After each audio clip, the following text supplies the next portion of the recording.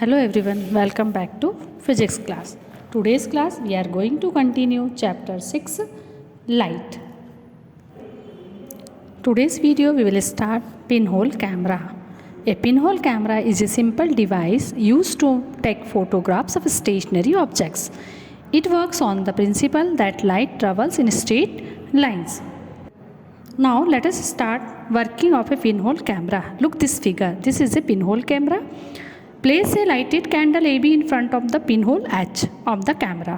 Rays from the flame will travel in all directions. A ray starting from A travels along with H, pass through the pinhole H and falls on the grease paper screen at point A1. Similarly, another ray starting from B travels along with BH, passes through the pinhole H and fall on the screen at point B1. Thus, all the rays starting between point A and B of the candle will pass through pinhole H and fall on the screen between points A1 and B1. Together the points up the image, thus B1 A1 is the image of object AB.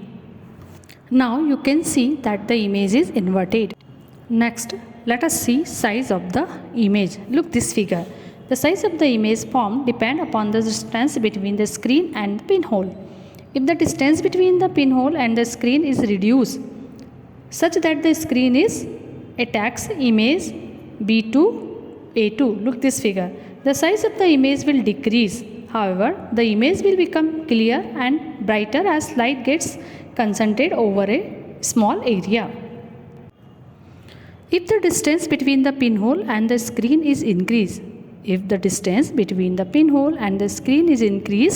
such that the screen is now at Y. See this figure and image B3A3. The size of the image will increase. In this condition, the size of image will increase. However, the image will become blurred and less bright as the light spread over a large area.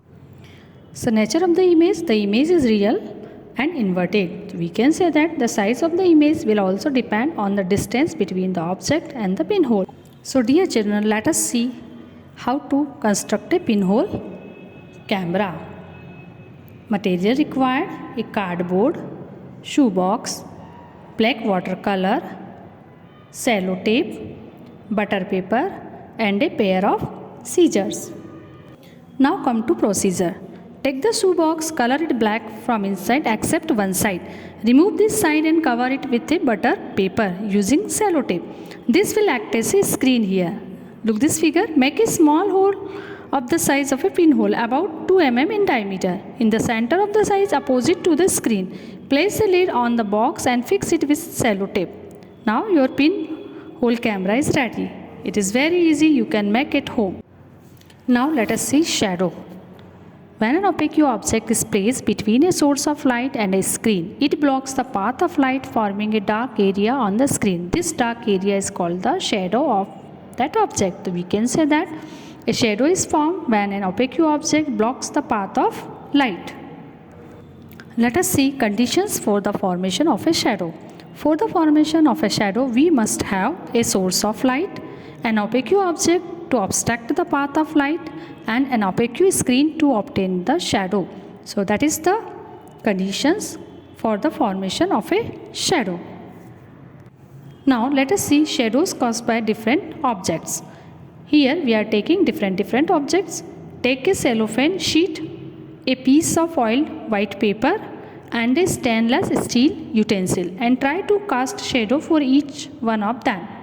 We will easily be able to conclude that an opaque object casts a dark shadow, an opaque object casts a dark shadow, a translucent object casts a weak shadow. Already we study opaque object, translucent object and transparent object, and a transparent object does not cast a shadow. So dear children, now is the time for recapitulation and homework. So in this video we have completed pinhole camera, working of a pinhole camera, size of the image, nature of the image, an activity, how to construct a pinhole camera, shadow, conditions for the formation of a shadow, shadow cast by different objects. Next video we will continue characteristics of a shadow. Thank you.